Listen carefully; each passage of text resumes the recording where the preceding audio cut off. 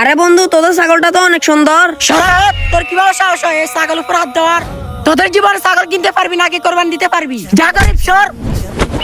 আপনি আপনার ভাইকে ছাগল কিনে দিতে পারেন না? ও আমার ছাগলের কাছে কেন আসে? আচ্ছা ঠিক আছে, আমি আমার ভাইকে বুঝিয়ে দিব। ভাইয়া, আমরাও কোরবানি দিব, আমাদের জন্য ছাগল নিয়ে আসো।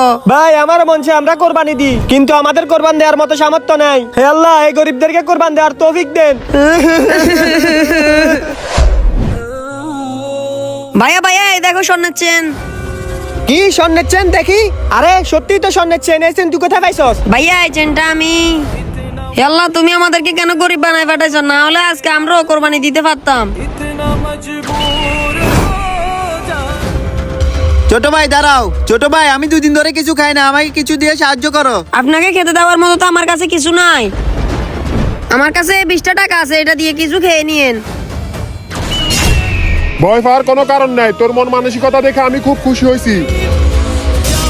এই নে, এই স্বর্ণের চেনটি তুই রাখ। এই স্বর্ণের চেনটি বিক্রি করে তোরা কোরবানি দিবি। বুঝছস ভাই, আল্লাহ তাআলা আমাদেরকে সাহায্য করছে। এই জন্যই আমি তোকে সবসময় বলি, আল্লাহ তাআলার প্রতি সবসময় ভরসা রাখবি। এই দেখে কে কোরবানি দিবেন কমেন্টে বলে যান। গাইস, ভিডিওটি ভালো লাগলে চ্যানেলটি সাবস্ক্রাইব করুন।